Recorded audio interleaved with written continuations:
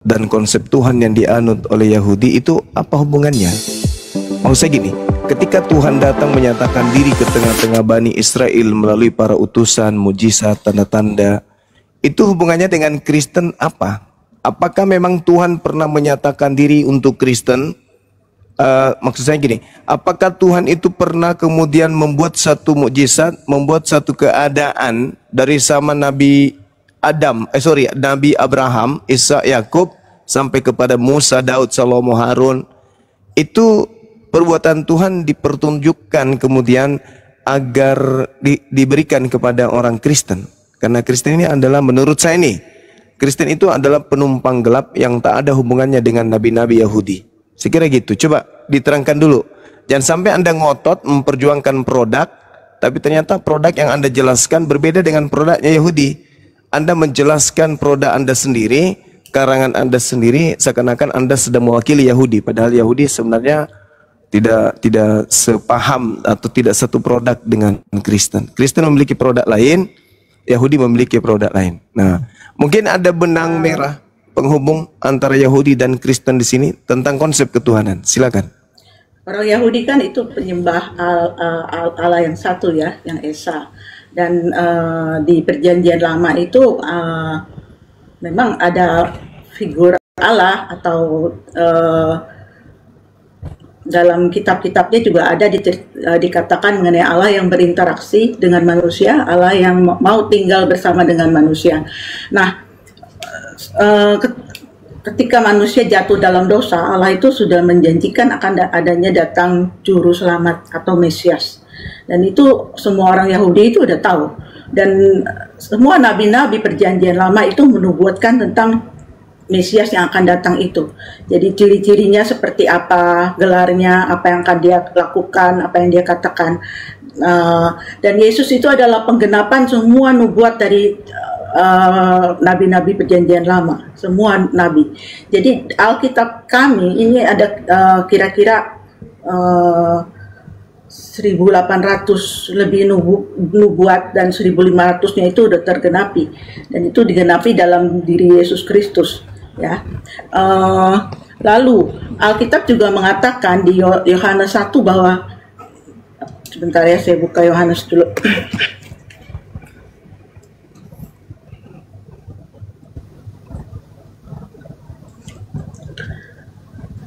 Ia telah ada, Yohanes 1 ayat 10, di dalam dunia dan dunia dijadikan olehnya, tapi dunia tidak mengenalnya. Ia datang kepada milik kepunyaannya, tetapi orang-orang kepunyaannya itu tidak menerimanya. Ya, jadi orang Yahudi itu memang tidak menerima, tidak kebanyakan, mayoritas ya. Walaupun kalau untuk personal tertentu tetap aja ada sekarang orang Yahudi. Tapi secara mayoritas bangsa Yahudi itu tidak menerima Yesus Kristus itu sebagai Mesias yang Allah janjikan. Jadi sampai sekarang mereka masih nunggu itu Mesiasnya. Jadi karena apa? Karena ada selubung pada diri mereka yang harus Allah sendiri buka. Nah, ayat 12, tapi semua orang yang menerimanya diberinya kuasa supaya menjadi anak-anak Allah, yaitu mereka yang percaya dalam namanya. Ayat 12 ini bicara mengenai orang Kristen. Jadi di Perjanjian Lama itu ada Allah, Allah Bapa, lalu Yesus Kristus menyatakan dirinya adalah Allah juga di zaman Perjanjian Baru. Lalu ketiga, Allah Roh Kudus itu dinyatakan juga bahwa karena Roh Kudus itu datang menggantikan Yesus Kristus, dan dia adalah Allah juga. Ya, jadi gini, Saudari Monisin, teman-teman, ini menarik untuk kita perbincangkan ya, terkait dengan percaya kepada Yesus. Apakah ketika murid-murid Yesus percaya kepada Yesus menghantarkan mereka menjadi Kristen? Itu pola itu nggak ada. Murid-murid Yesus ketika percaya kepada Yesus menghantarkan mereka pada titik tertinggi dalam keimanan mereka, yaitu percaya bahwa Yesus itu adalah manusia, utusan Tuhan. Karena sampai hari ini konsep Mesias bagi Yahudi tidak pernah berubah menjadi Tuhan yang nuzul menjadi makhluk, atau Tuhan yang berhenti menjadi makhluk, atau Tuhan yang pensiun dini karena dia menjadi makhluk. Itu tidak dikenali. Mesias bagi Yahudi adalah 100% manusia dan 100% bukan Tuhan, namun manusia yang selevel lebih tinggi daripada manusia biasa, dan dia manusia yang selevel lebih rendah dari malaikat karena dia masih makhluk biologis. Maka Mesias bagi Yahudi, gelar tertingginya adalah utusan atau duta atau rasul yang diurapi Tuhan. Tidak ada Mesias bagi Yahudi adalah Tuhan berteofani atau inkarnasi menjadi makhluk. Tidak ada. Mesias apa yang ada di dalam Yahudi yang seperti itu? Itu enggak ada. Itu garambang. Itu karangan gereja. Mesias bagi Yahudi adalah manusia yang ditahirkan, manusia yang ditasbihkan, manusia yang disucikan oleh Elohim untuk menjadi wakilnya di tengah-tengah kaum Bani Israel. Jadi Kristen menyeret Mesias ini masuk ke ajaran paganisme Romawi Yunani. Mesias Tuhan, itu enggak ada itu. Coba Anda lihat dalam Lukas 2 nomor 11 itu. Kalau Anda belajar dengan teliti, pada hari ini telah lahir bagimu juru selamat bagimu. Mu di situ bukan untuk Kristen, mu di situ adalah Bani Israel. Pada hari ini telah lahir bagimu, telah lahir bagi kamu seorang juru selamat, Mesias Tuhan di kota Daud. Apa makna yang terkandung di data itu? Pada hari ini telah lahir bagi kamu juru selamat, manusia yang diurapi Tuhan di kota Daud. Itu yang betul. Nah, Kristen tiba-tiba muncul melantik Kristus, melantik Mesias sehakikat dengan Elohim. Kenapa? Karena dia kedatangan Mesias atau Kristus palsu yang memang mau dituhankan. Karena Mesias Kristus palsu ini mau dituhankan dan pengikutnya bernama Kristen, maka sang pengikut harus mati-matian menjilat kitabnya orang Yahudi agar Kristus ini bisa dibungkus menjadi Tuhan, atau minimal setara dengan Tuhan, atau minimal sehakikat dengan Tuhan, atau minimal satu bersama dengan Tuhan. Padahal yang empunya konsep Mesias tidak memandang dan tidak memahami dan tidak mempelajari serta tidak mengandung pemahaman ilmu agama. Mesias adalah Tuhan yang nusul menjadi makhluk. Memang pedis, Bu. Sekarang, tapi ini harus diluruskan. Sabar. Sekarang Bang Suma salah. Murid-murid Yesus semua kalau mengakui begitu Yesus begini. adalah Tuhan. Salah Kalau satunya begitu begini. Saya ambil contoh sabar dulu, Bu. Kalau begitu tolong habis ini boleh berpanjang lebar. Tolong berikan kepada kami data di dalam kitabnya Yahudi. Mesias adalah pencipta langit dan bumi yang mereka sebut Hashem, yang nusul mengambil daging manusia, mengosongkan dirinya dari ketuhanan ke Elohian, lalu menjadi makhluk sebagaimana doktrin Paulus di dalam Filipi 2 nomor 6, nomor 7, nomor 8. Silakan Anda tunjukkan di mana kami bisa pelajari Mesias adalah Tuhan yang mengosongkan diri lalu turun menjadi manusia, tidak mempertahankan kemudian keilahiannya, melainkan menjadi manusia. Itu bisa kami dapat di kitab Tanak di bagian mana? Silakan. Patokan kami itu Alkitab, bukannya orang Yahudi atau agama Yahudi yang sampai sekarang itu tidak selamat. Ya, murid-murid Yesus itu yang percaya kepada yang jelas. Saya ambil beberapa aja ya, 3. Yohanes itu kan dia yang menulis kan. Yohanes 1 ayat 1, pada mulanya adalah firman, firman itu bersama-sama dengan Allah dan firman itu adalah Allah. Dan surat Yohanes yang pertama, pasal pertama ayat pertama itu Yohanes menulis tentang firman hidup. Ini firman hidup ini menunjuk kepada pribadi Yesus sebagai firman yang hidup ya, bukan firman yang mati. Kalau Allah berfirman itu firmannya mati ya, tapi Yesus adalah firman hidup karena dia adalah pengarang daripada firman itu. Apa yang telah ada sejak semula, yang telah kami dengar, yang telah kami lihat dengan mata kami, yang telah kami saksikan, dan yang telah kami raba dengan tangan kami tentang firman hidup, itulah yang kami tuliskan kepadamu. Jadi Yohanes adalah saksi hidup bahwa dia melihat, bergaul dengan Yesus Kristus yang dikatakan adalah firman hidup. Jadi ini adalah kesaksian iman. Selain dikatakan Yohanes 1 ayat 3, segala sesuatu dijadikan oleh dia, dan tanpa dia tidak ada sesuatu pun yang telah jadi dari segala yang telah dijadikan. Kalau Yesus adalah pencipta langit dan bumi, dia adalah Allah itu sendiri. Petrus itu menyatakan di Matius 16 ayat 16, engkau adalah Mesias, anak Allah yang hidup. Dan Thomas menyatakan di Yohanes 20 ayat 28, Thomas menjawab dia, ya Tuhanku dan Allahku. Ini bicara mengenai pengakuan Thomas kepada Yesus, karena setelah Yohanes 20:28 ini Yesus menerima dan tidak mengoreksi perkataan Thomas. Lalu apa lagi ya? Yang saya minta Ibu,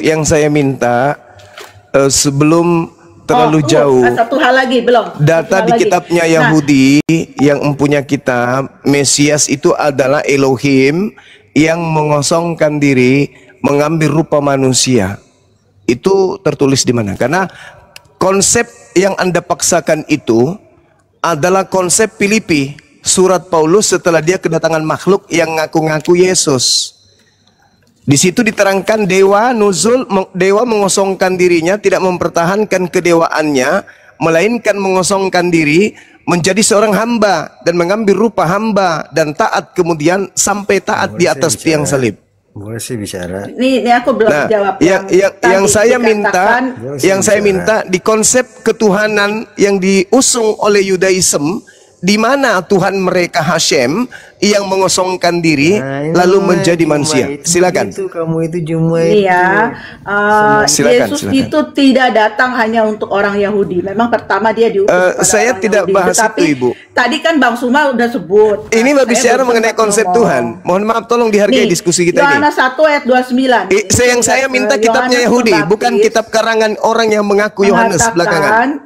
Yesus Ibu, adalah anak domba Allah yang menghapus dosa yang saya minta kitabnya Yahudi, Bu. Yang saya minta kitabnya Yahudi. Nah, sekarang gini, patokan kami yang orang Kristen tuh bukannya kitab bukannya berarti Anda ngarang-ngarang sendiri. Katakan. Berarti udah terjawab, Kristen ini memang betul. Pantaslah kalian diludahi Yahudi karena memang kalian itu penyesat. Kenapa? Di Roma 10 Ya, kenapa Anda bawa kitabnya Paulus lagi? Yang saya tanya, di mana yang empunya konsep Mesias itu adalah Elohim atau Hashem, Yotevave, yang mengosongkan dirinya lalu mengambil rupa hamba, yaitu manusia. Itu di mana tertulis di kitabnya orang Yahudi? Yang Anda usung ini ajaran paganisme, sama seperti Krishna, sama seperti Zeus, sama seperti Atis, Hercules. Mitra, saya izin jawab. Tolong tunjukkan di mana datanya di kitabnya Yahudi seperti itu adanya. Silakan. Oke. Ya, jawabannya bisa dibaca Yesaya 9 ayat 5 dan 6. Oh, iya, baik. Saya baca ya, Pak ya. Ya. Saya baca. Oke, baik. Ketika kita berbicara terkait dengan kitabnya orang Yahudi, data nomor 6 tadi, apakah itu berbicara mengenai Yesus, atau itu berbicara mengenai Yesus, atau berbicara mengenai Tuhan, atau itu tidak berbicara sama sekali mengenai Tuhan? Kalau kita lihat nih di dalam Yesaya 9, nomor berapa tadi? Nomor 6. Ayat 5 dan 6. Oke, ayat 5 dan 6. Baik. Kita lihat ayat 5 dan 6-nya di situ dikatakan begini.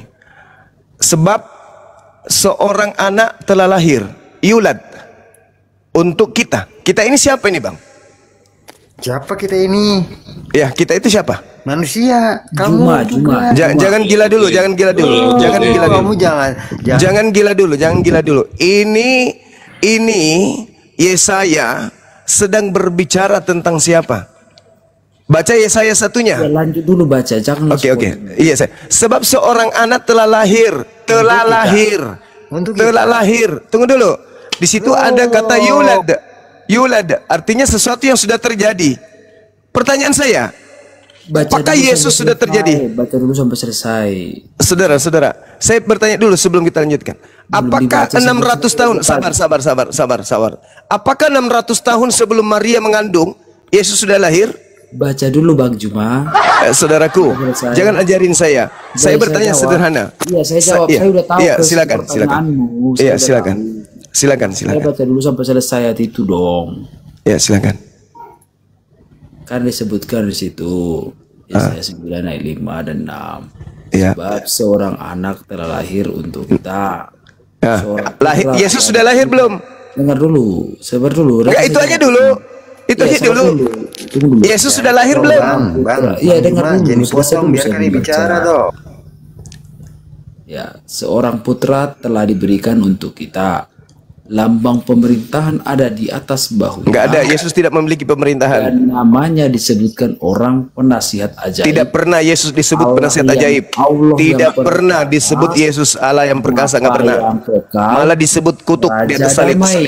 Tidak ada Besar Yesus disebut damai. kekuasaannya, Malah Yesus mengatakan dan jangan kau damai menganggap aku sejahtera dalam membawa Tuhan damai, aku bawa pedang. di atas Enggak usah tahta terlalu muluk-muluk abangku. dan di dalam Tolong kerajaannya. tunjukkan data dulu. Apakah 600 sudah tahun? saya- Ini yang satu ini anak kera, diam dulu kau. Saya sedang berbicara.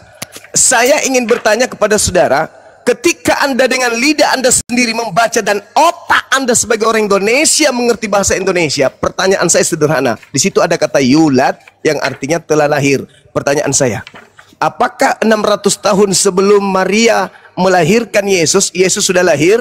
Jangan gila sendiri. Ajak yang lain gila juga kalau mereka masih bisa. Makanya kamu belajar dulu Juma. Apa yang harus saya pelajari? Ini pertanyaan sederhana, Bung. Oke. Jangan hanya bermodalkan Ya. gelar pastor. Anda Benar. merasa sudah lebih hebat daripada kami yang membaca dengan jujur. Iya, sama. Pertanyaan saya sederhana. Istighfar. Apakah kata telah lahir? Diam dulu. Istighfar. Apakah perkataan telah lahir itu merujuk kepada Yesus? Kalau Anda mengatakan itu merujuk kepada Yesus, pertanyaan saya. Iya, saya Apakah jawab Maria ini. sudah melahirkan Saya pada waktu tahun itu. 600 tahun sebelum Masehi? Jawab. Iya, oke, saya jawab ya.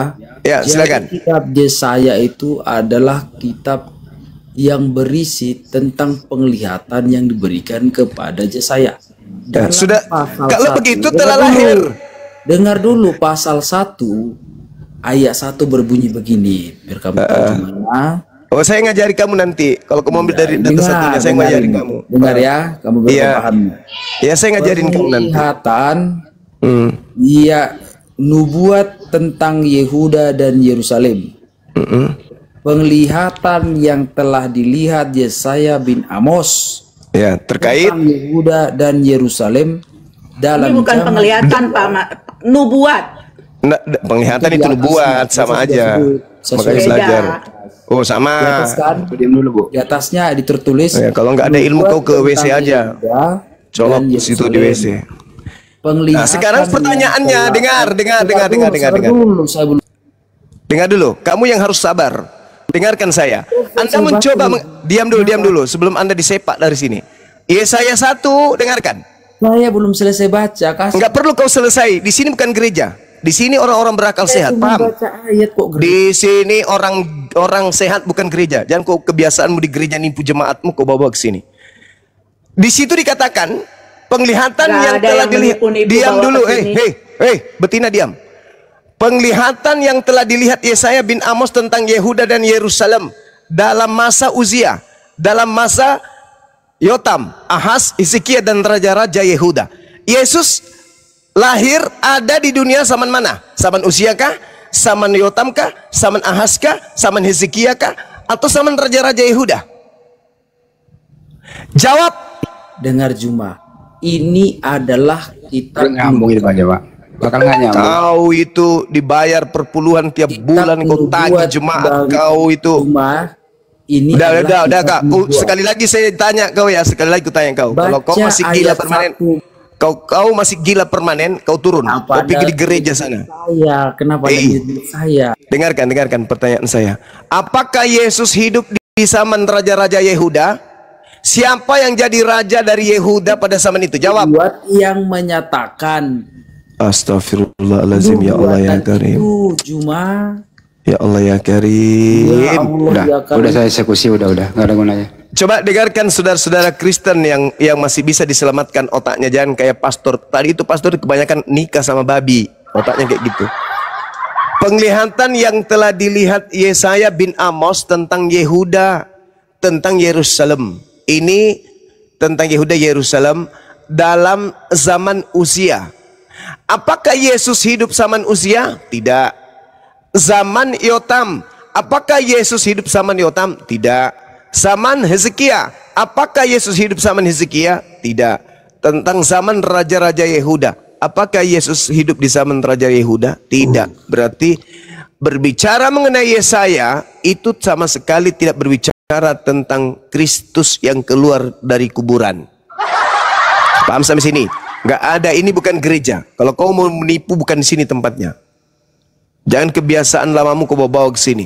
Di sini tempatnya pendeta ditatar Bible oleh API, Apologet Islam Indonesia. Paham? Setinggi apapun titel kalian, bertemu dengan Apologet Islam Indonesia, detik-detik di mana kau harus menyadari kamu sedang diisi ilmu apologet dari Apologet Islam Indonesia. Kenapa? Apologet Islam Indonesia membaca Bible standar akal. Kau standar dompet. Jadi kita beda. Sakit. Ya itu faktanya. Mau kayak mana? Boleh saya bicara? Nah, bicara tapi yang berakal. Jangan bodoh kayak itu tadi. Belum selesai. Diam dulu. Diam, gantian. Ya silakan kau bicara, tapi kau pakai ilmu, jangan kau pakai dompet kayak tadi. Enggak, topinya tadi ke Yulat dulu Bang bicara Juma. boleh semua. Enggak dulu, topinya ke Yulat. Bang Setelah Juma. lahir itu dulu, silakan. Saya mau bicara, boleh? Boleh nggak? 96 itu topinya, yang telah lahir itu Saya bicara, siapa? Bang Juma, sebentar aja dulu. Boleh nggak? Silakan. Ya. Tapi jangan kau Bang gila Juma kayak tuh tadi. pintar. Kalau untuk membahas, kita mencari kesalahan kan? Kau mencari Sekarang kesalahan. tanya, Saya meluruskan. tentang Islam, Bang Yulat Juma siap itu, nggak?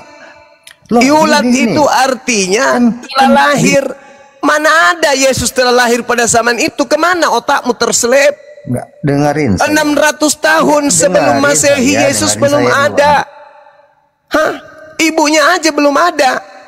Kok dia yang diceritakan telah lahir? Seandainya dia mengatakan akan lahir, baru Yesus dia bisa nggak masuk berani ngelawan menjadi saya, kan? kandidat. Ngelawan aja nggak berani tuh. Gitu. Ngelawan saya aja nggak berani. Sini orang ini sana nih. Kalau kamu lagi nambah ban kau sana. Sibuk. Nah, Sibuk dia. saya tanya. Topiknya apa, ngomong apa? Yang dibahas itu Yulat. Ya saya 96 itu loh. Itu. Kalau saya balikin gimana? Apa yang mau kau balikin? Nah, Apa? aku Kau balikin apa? Dari Apa? mana sholatmu, sunatmu? Apa? Dari mana sunatmu, sholatmu? Ada Apa? di Quran. Ngomong apa? Nah, jawab dong. Ngomong- Kamu tuh pintar saudara, untuk dengarkan. mencari Tolong di mute. Tolong di mute anak kecil ini. Nah, toh di mute, Tolong kan? di mute dulu, jelaskan. Bukan ini dulu, dibawa dulu.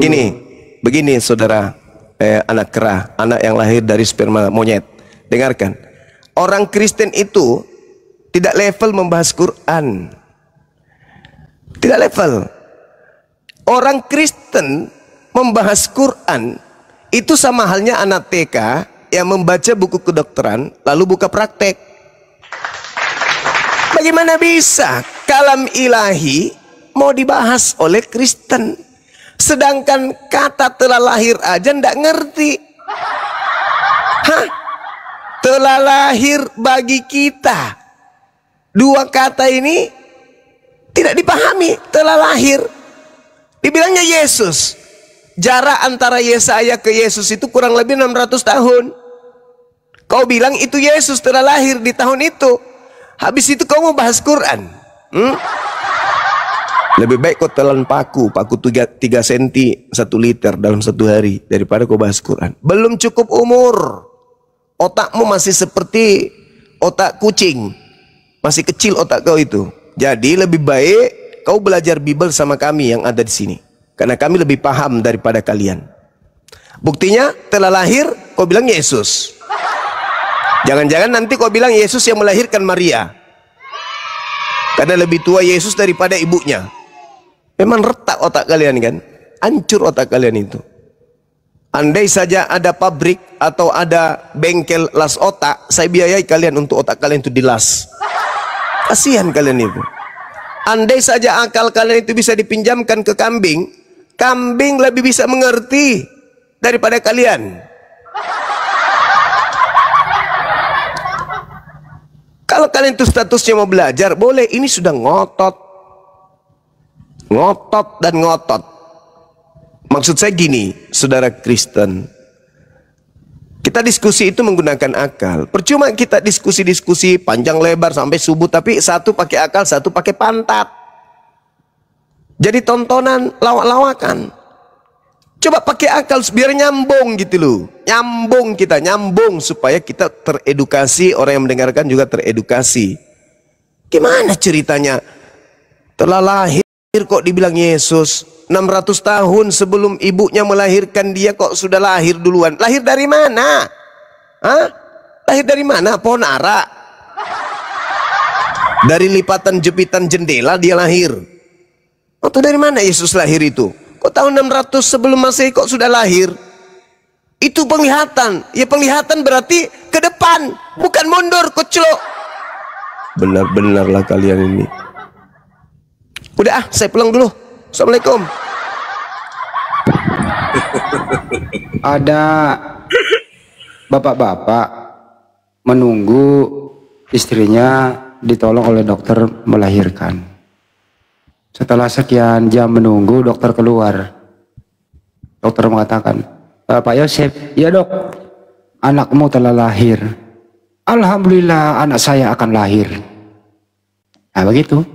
Artinya yang menurut dokter telah lahir, menurut Pak Yosef tadi ini, anaknya belum lahir. Karena doktrin, bukan akal gitu. Jadi kalau ada dokter mengatakan, telah lahir anakmu. Enggak dok, itu nubuatan. Belum lahir itu dok, enggak benar lu dok. Akan lahir nanti itu dok, nubuatan itu. Kata dokternya, yang bener aja lu. Lu lihat istrimu udah melahirkan. Itu nubuatan, itu bukan anak saya. Anak saya akan lahir nanti 600 tahun kemudian. Begitu kira-kira. Nah kira-kira yang sehat yang mana nih? Dokter marah nggak nih kalau kira-kira pasiennya kayak gini nih? Ya marah dokternya lah. Nah kalau dipakai data ini gitu loh. Orang jelas-jelas di situ telah lahir, dijadiin nubuatan untuk Yesus. Siapa yang ngajarin kalian ini sebenarnya kayak gini-gini nih? Siapa yang ngajarin bahasa Indonesia ya? Pak David, silakan Pak David. Kan Yesus sudah bilang gini, waspadalah kepada penyesat yang datang kepada kamu. Kalau kamu tidak waspada, penyesat itu ngapain? Ya menyesatkan kamu. Apa buktinya kau disesatkan? Untuk mengerti telah lahir aja kalian sesat. Sesat kalian itu. Karena Yesus menasihatkan, waspadalah kepada penyesat yang datang kepadamu dengan memakai namaku dan berkata, akulah Kristus. Ada enggak kalian waspada kepada penyesat itu? Enggak, malah kalian tuhankan. Itulah yang terjadi. 1 tambah 1 ditambah 1 sama dengan berapa? 1. Ah itu coba. Masolang generasi. Inilah yang dikatakan di kitabmu sendiri. Begitu saudara. Yesus itu tidak percuma melarang agar mereka jangan percaya. Janganlah kau percaya. Kapan kau percaya otakmu hilang. Lebih berharga monyet kalau kau percaya sama penyesat itu. Nah, inilah buktinya. Ya lanjut Bang Handi. Teman-teman yang lain silakan. Ayo Bro David. Ayo David. Bro David kayaknya orangnya. Matius 7:22-23 ini. Kau diusir nanti sama Yesus itu David. Kenapa kau pakai data ini David? Itu mengusir orang yang berbuat bermaksiat gitu. Enggak. Mengusir orang-orang yang mengatakan Yesus Tuhan, bermukjizat, mengusir setan dan bernubuat atas nama Yesus. Itu yang diusir nanti oleh Yesus. Gitu. Iya. Gimana Pit? Mau berubah pikiran? Enggak diusir oleh Yesus? Mau. Ya Sudah nggak lurus memang dia Bang Andi. Alhamdulillah kalau dengan begitu. Menho ini kayaknya sudah mau ini login kayaknya. Ya semoga Pak Bro David dapat hidayah lah. Akal berfungsi dengan baik, itu aja sih. Saya kemarin nanya tapi belum dapat jawaban gitu. Kenapa Allah itu tidak menciptakan orang baik aja seperti Nabi gitu, yang berkelakuan baik gitu. Pada dasarnya itu ciptaan Tuhan itu, termasuk manusia saja ini ya, itu ciptaan yang paling sempurna. Ya, semua diciptakan baik-baik saja. Buktinya bayi itu belum ada yang ada berdosa. Masih kosong. Begitu. Ya nantilah setelah dia mempunyai kebebasan, ya dia bisa menentukan dia mau kemana. Dia mau milih yang mana begitu. Jadi Anda diciptakan sempurna, tapi Anda lah yang memilih sendiri. Pencipta itu tidak maksa Anda harus Islam, enggak.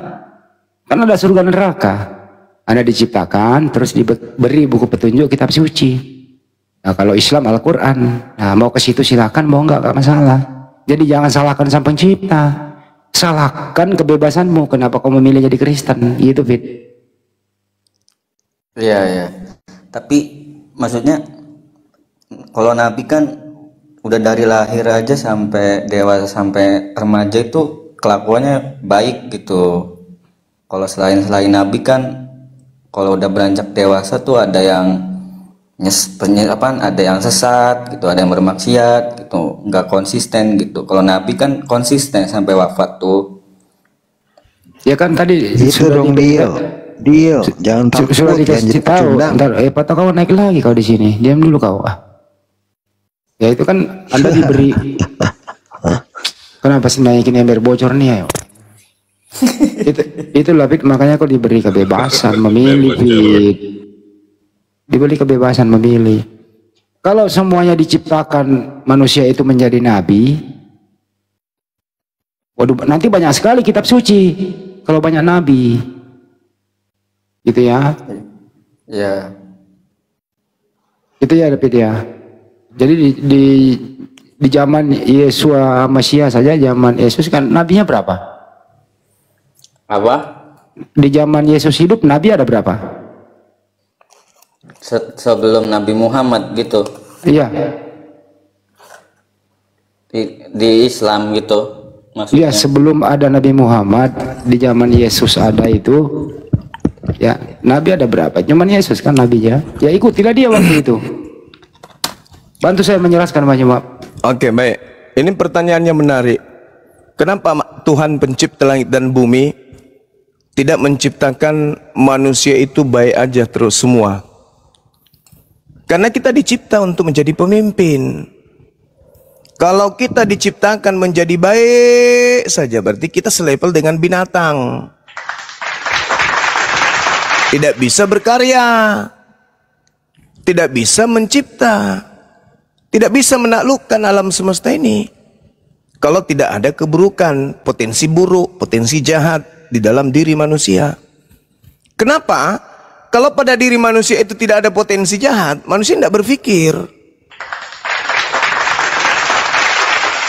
Manusia nggak berpikir kalau tidak ada potensi jahat dalam diri kita.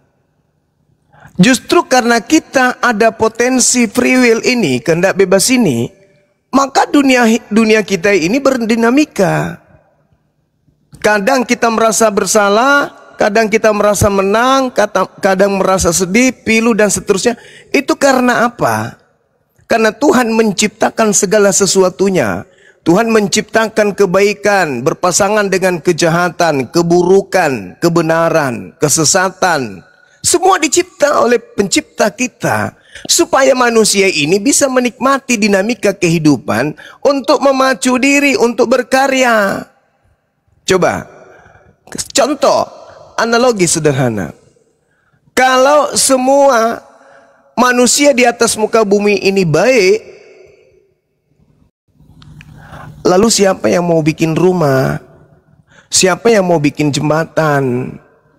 Siapa yang mau bikin semuanya yang ada ini? Untuk apa kita bikin? Ketika tidak ada kemudian kejahatan, maka tidak ada yang buruk. Ketika tidak ada yang buruk, maka tidak ada kekhawatiran. Ketika tidak ada kekhawatiran, manusia menjadi batu. Buat apa bekerja?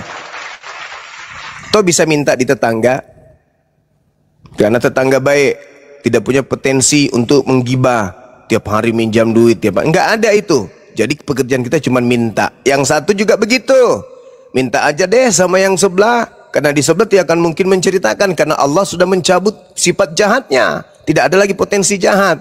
Bahkan kau potong zakarnya pun dia masih tertawa. Kau bunuh anaknya, tertawa. Kenapa?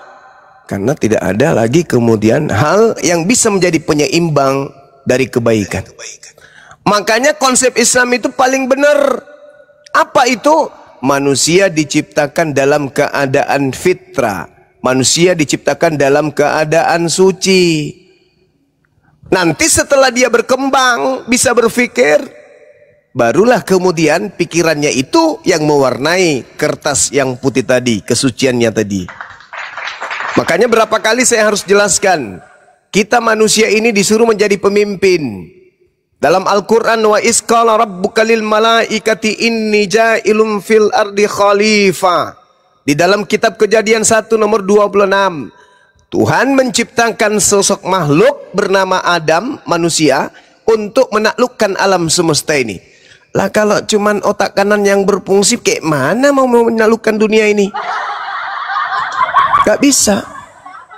Karena ketika manusia diciptakan sempurna, maka Tuhan pun menciptakan kesempurnaan. Contoh, kalau semua manusia menjadi baik, tidak ada kejahatan. Kalau tidak ada kejahatan, berarti bias dari kejahatan itu tak ada. Apa itu? Hal yang buruk. Karena kejahatan menimbulkan hal buruk. Saya sebagai seorang suami, ngapain saya kerja kalau tidak ada kejahatan yang membiaskan keburukan? Ngapain saya kerja? Kok toh tidak ada keburukan, toh tidak ada kejahatan, anak saya tidak akan mungkin mati kelaparan. Kenapa? Tidak ada keburukan. Saya tidak mungkin pergi kantor, bekerja. Nggak mungkin saya kemudian sekolah, untuk apa? Tidak mungkin kemudian saya mau belajar, untuk apa? Toh tidak ada kejahatan, yang ada cuma baik. Maka kita hidup seperti batu. Sekarang buat apa Anda bekerja? Ya supaya saya punya harga diri. Loh, kenapa Anda menuntut harga diri? Karena kalau saya miskin, tidak ada rumah, tidak ada ini dan seterusnya, saya akan diremehin, saya akan dipandang rendah sama orang. Artinya dengan adanya kejahatan memacu manusia untuk lebih baik dari hidupnya hari ini. Kalau tidak ada kejahatan, Cak Ayu, lu hidup seperti kambing aja. Ada nggak yang jahat bagi kambing? Ada nggak yang jahat bagi monyet? Ada nggak yang jahat bagi pararang? Nggak ada. Jadi kalau ente tidak mau tersentuh oleh kejahatan, mau yang baik-baik saja, silakan Anda menjadi kambing. Kambing makan rumput, baik. Kambing makan rumput besok, baik. Lusa, baik. Bahkan sampai dia tidak bisa membaca, sampai dia mati pun, makan rumput tetap aja baik. Sekarang kalau Anda mau seperti kambing, mau tidak setiap hari Anda makan rumput? Dihilangkan kemudian potensi jahat pada diri Anda. Baik aja terus, positive thinking. Makan rumput, di situ ada rumput yang tadinya diberaki sama Pak Bom-Bom. Anda datang situ sebagai kambing makan. Anda berpikir jahat nggak? Enggak. Kenapa? Tidak ada potensi jahat tercipta untuk Anda. Mau seperti itu? Mau? Mau? Enggak. Ya enggak, makanya bersyukurlah Anda, Tuhan menciptakan kejahatan, Tuhan menciptakan keburukan, Tuhan menciptakan kemalangan. Karena dengan adanya itu, memacu kita untuk kemudian menjadi manusia yang sempurna untuk menaklukkan alam semesta ini. Jadi enggak perlu lagi, kenapa Tuhan? Kenapa? Enggak, saatnya sekarang bukan Anda bertanya kepada Tuhan. Saatnya sekarang Anda bertanya kepada diri Anda. Hei, Daud, lu gue kasih akal, lu ngaca kan, lu bukan kambing, lu manusia. Pada tubuhmu, aku setting supaya kau bisa ruku, aku setting supaya kau bisa sujud, aku setting supaya kau bisa duduk sempurna dalam ibadah, takbir, salam kiri kanan. Aku ciptakan kau tidak seperti kambing. Kambing kalau takbir langsung matung, langsung makbung, langsung jatuh, langsung tersungkur. Kau kusuruh dengan sempurna jasadmu seperti itu, kau bisa jalan dengan tegak, tidak seperti sapi. Karena kau kuciptakan supaya kau bisa mengangkat kedua tanganmu untuk beribadah kepadaku. Allahu Akbar. Dan itu hukumnya wajib. Bersyukur kau tidak kucipta seperti sapi. Sapi tidak kusuruh sholat. Karena memang kuciptakan tubuhnya, saya setting bukan untuk itu. Coba kusuruh sapi takbir. Allah, baru angkat kaki langsung jatuh. Kamu dikasih tubuh yang sempurna. Kenapa kamu sibuk mencari? Kenapa Tuhan menciptakan? Kamunya harus sibuk.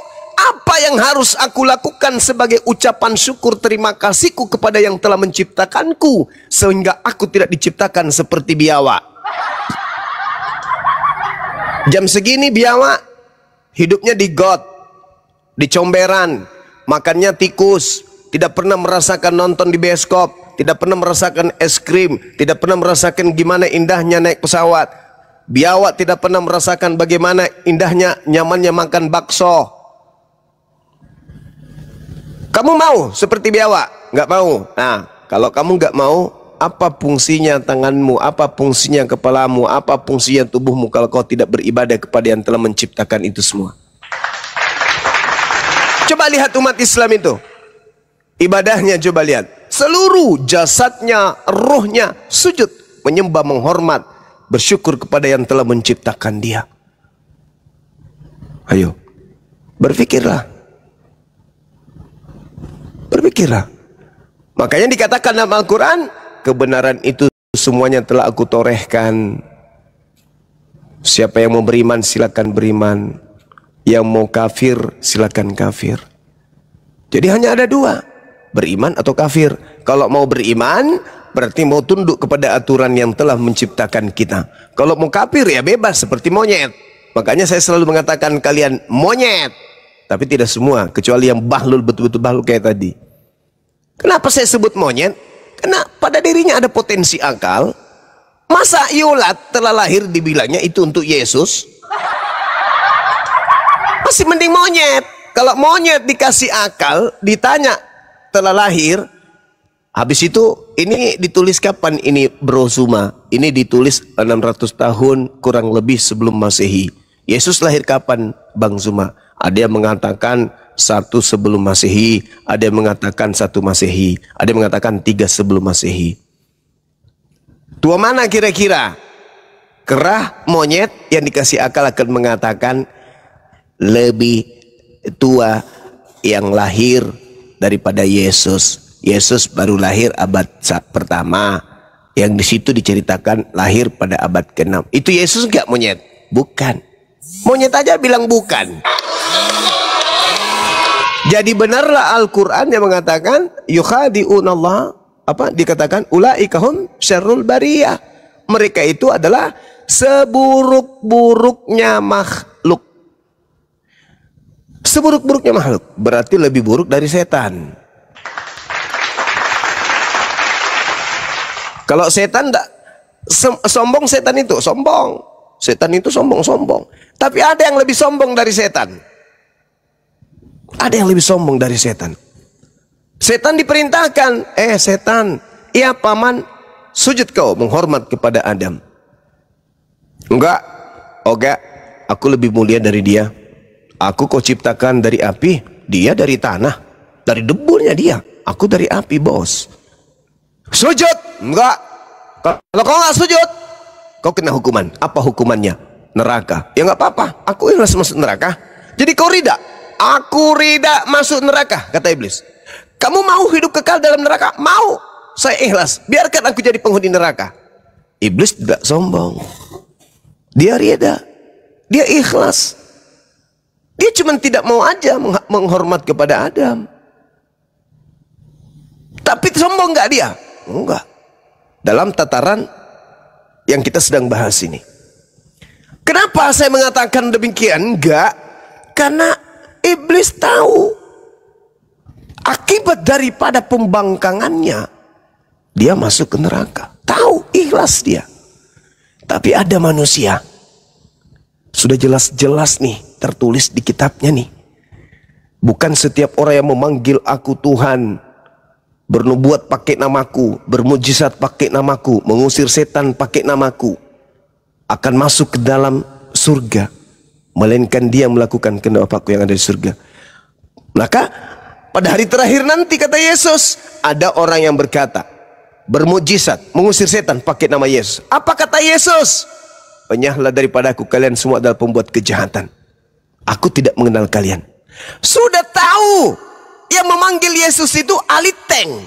Sudah tahu yang bernubuat pakai nama Yesus itu aliteng. Udah tahu mengusir setan itu hanya orang aliteng. Sudah tahu itu mereka adalah pelakunya. Tapi mereka tidak mau menyadari kalau mereka akan diusir Yesus. Mereka tidak mau terima kalau dia tidak dikenal oleh Yesus. Mereka tidak mau mengakui kalau dialah kelak yang dianggap sebagai pelaku kejahatan dan diusir ke dalam api neraka. Dia lebih sombong daripada setan.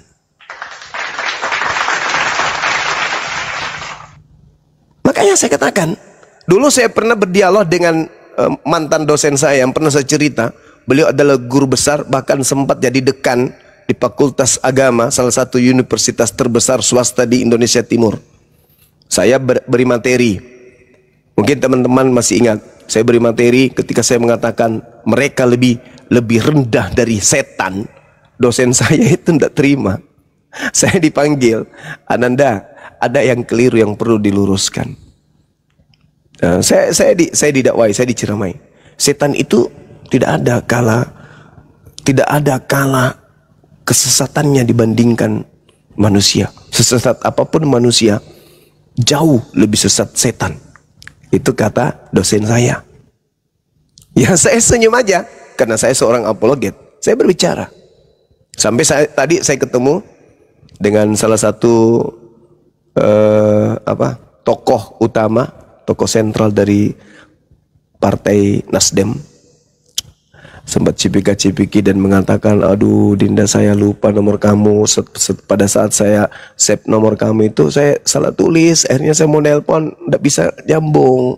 Saya masih mengundang ente untuk lanjutkan materi yang kemarin itu yang tertunda. Saya ingat-ingat, oh ya, memang kayaknya pernah jumpa sama bapak ini. Saya dipanggil sama seorang kiai. Beliau itu kiai, mantan dosen saya dulu waktu di fakultas. Kamu keliru anakku. Tapi saya mengatakan, kalau setan itu kan sadar kalau dirinya itu penghuni neraka. Memang dia yang mau.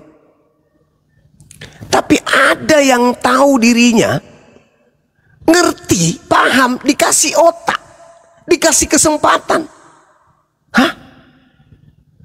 Tapi apa yang mereka lakukan? Sombong, angkuh. Serasa dia itu lebih setan daripada setan. Kenapa? Kalau setan itu kan tidak mengatakan diri mereka anak Tuhan. Itu setan.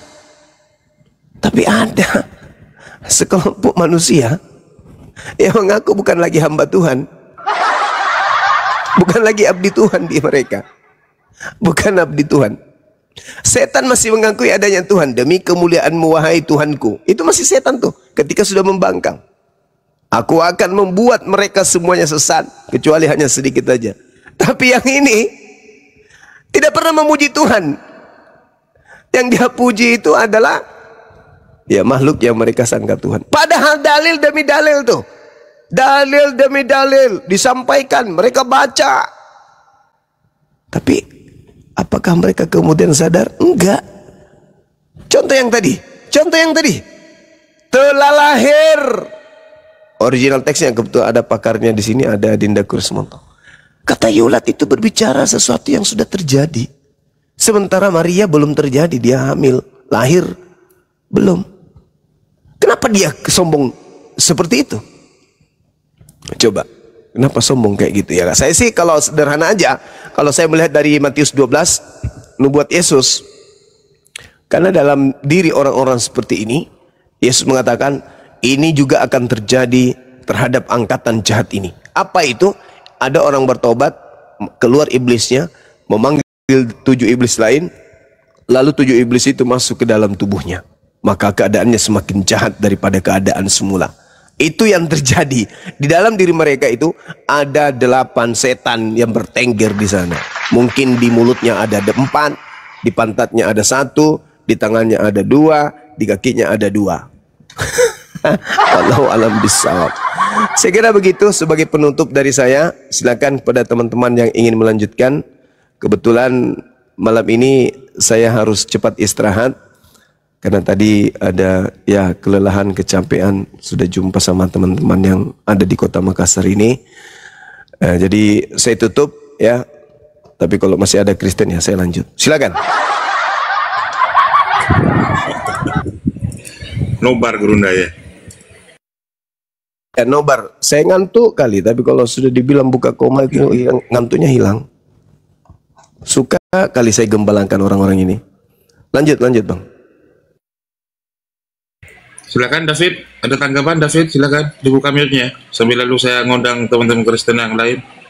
Ya, terima kasih penjelasannya. Nusuk-nusuk jantung penjelasannya.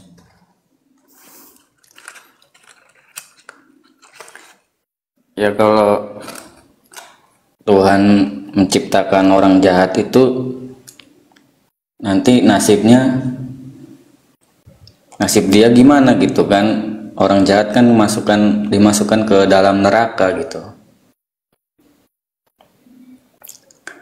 Terus di Islam kan, kalau di Islam kan walaupun jahat juga gitu, dia tetap masuk surga gitu. Sedangkan selain Islam itu kan nggak tahu jaminannya kan. Gimana itu?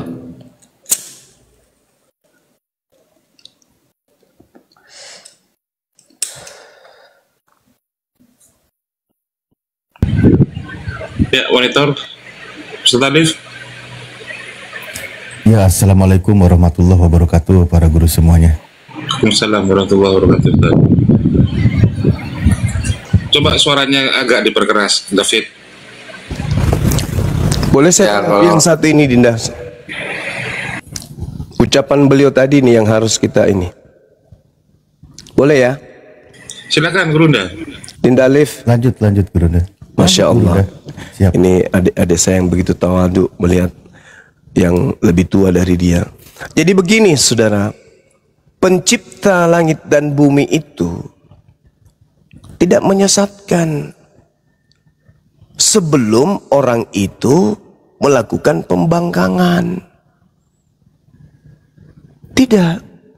Al-Quran mengatakan, Bismillahirrahmanirrahim, Sa'asrifu an ayati alladzina yatakabbaruna fil ard bighairil haqq.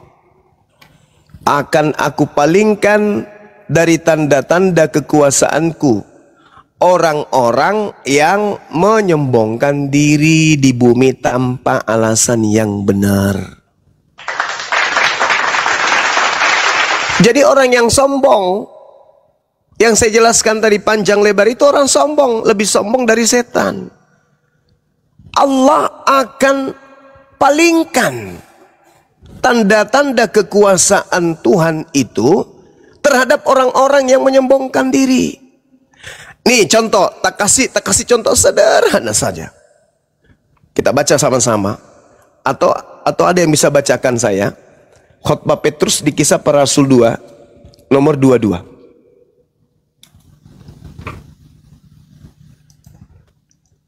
Ada yang bisa baca atau biar saya baca? Kisah 2. Wah, ini iya, nomor 22. Dinda, silakan, Dek. Kisah 2 nomor 22. Kita buka. Oke. Dengarkan saudara Daud. Hai orang-orang Israel, dengarlah perkataan ini. Yang aku maksudkan ialah Yesus dari Nazaret, seorang yang telah ditentukan Allah dan yang dinyatakan kepadamu dengan kekuatan-kekuatan dan mujizat-mujizat dan tanda-tanda yang dilakukan oleh Allah dengan perantaraan Yesus di tengah-tengah kamu seperti yang kamu tahu. Nah, coba. Kira-kira kalau kalian tidak sombong terhadap kebenaran, data ini masuk di otak. Terang benderang. Data ini terang benderang. Orang-orang Israel, dengarkanlah perkataan ini. Yang aku maksudkan adalah Yesus manusia dari kota Nazaret. Seorang manusia yang telah ditentukan oleh Allah. Dan yang dinyatakan kepadamu dengan kekuatan-kekuatan dan mujizat-mujizat dan tanda-tanda yang dilakukan oleh Allah melalui perantaraan manusia bernama Yesus. Ini sudah datang nih. Ini kitab kalian. Ini bacaan sehari-hari kalian. Dari kecil kalian baca. Tapi kalian berpaling dari kebenaran ini. Bahwa Yesus itu bukan siapa-siapa. Dia hanya manusia yang ditentukan oleh Allah. Supaya Allah kemudian memperlihatkan mujizat di tengah-tengah Bani Israel. Biiznillah, dengan izin Allah, dengan izin Allah, dengan izin Allah. Tetapi sesampai-sampainya data ini di kalian, siang malam, malam siang, malam siang, malam siang, kalian tetap saja mengatakan Yesus itu adalah Tuhan. Maka Al-Quran datang mengatakan sa'asrifu an ayati alladziina yatakabbaruna fil ardi bighairil haqq.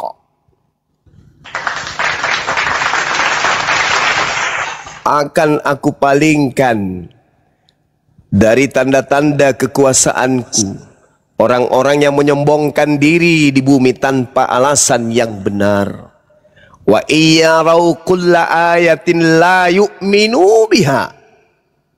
Kata Allah, kalaupun mereka melihat setiap tanda kekuasaanku, mereka tetap tidak akan beriman kepadanya. Wa iyarau sabilar rusydi la yattakhidhu sabila. Dan jika mereka melihat jalan yang membawa kepada petunjuk, mereka tidak akan menempuhnya. Wa iyyarau sabilal ghayy yattakhizu sabila. Itu kata Allah. Mereka tidak akan menempuhnya, tetapi jika mereka melihat jalan kesesatan, mereka menempuhnya. Zalika bi annahum kazzabu bi ayatina wa kanu anha ghafilin. Adalah karena mereka mendustakan ayat-ayatku dan mereka selalu lengah terhadapnya. Aku tidak dapat berbuat apa-apa dari diriku sendiri. Masuk nggak di otak kalian tuh? Masuk nggak? Masuk nggak? Aku lempar juga nanti dedak satu karung. Masuk nggak? Aku tidak dapat berkata-kata dari diriku sendiri. Masuk nggak di otak kalian tuh? Ada Tuhan, ada Tuhan tidak bisa berkata-kata dari dirinya sendiri. Tidak bisa berbuat apa-apa dari dirinya. Masuk nggak? Kebanyakan daripada kalian itu berpaling, tidak mau tahu tentang itu. Maka apa kata Allah? Zalika bi annahum kazzabu bi ayatina wa kanu anha ghafilin. Mereka selalu lengah terhadapnya. Mereka mendustakan ayat-ayat kami, kata Allah. Sa'asrifu an ayati alladhi yatakabbaruna fil ardi bighairi haqq. Akan aku palingkan dari tanda-tanda kekuasaanku orang-orang yang menyombongkan diri di bumi tanpa alasan yang benar. Itu yang terjadi. Jadi bukan Allah itu menyesatkan. Allah tidak menyesatkan. Allah memberi akal. Orang yang tidak punya akal aja tidak sesat. Orang yang lahir dalam keadaan cacat saja tidak sesat. Maka lebih baik orang seperti ini lahir tanpa otak daripada dikasih otak tapi mereka berpaling dari kebenaran. Makanya dikutuk. Kenapa mereka itu kemudian kekal di neraka? Kenapa? 7 juta kali. Biar lebih paten, biar lebih kena, biar lebih berkesan, biar tersep di otak kalian tuh. Kenapa? Karena kalian dikasih akal oleh Allah, dikasih penglihatan. Hebatnya lagi, ketika pupil mata Anda itu melihat sebuah warna, otak mendeteksi dan lisan kemudian mengurai huruf dengan huruf, merangkai kata sehingga membuat sebuah pesan. Coba bandingkan dengan binatang semisal kerah. Dia ada otak dia ada mata, dia ada mulut, dia ada suara.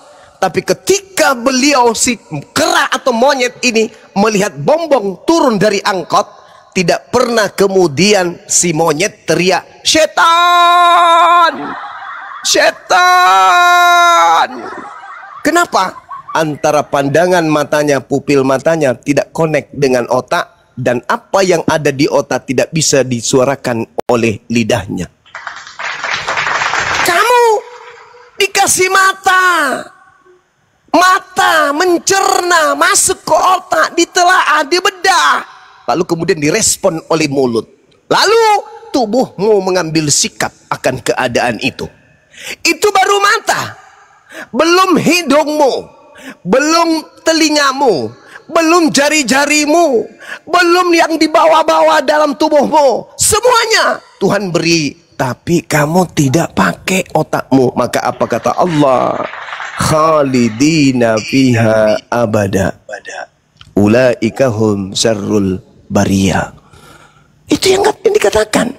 Kenapa mereka kekal? Ya karena itu tadi, dikasih akal, sudah tahu.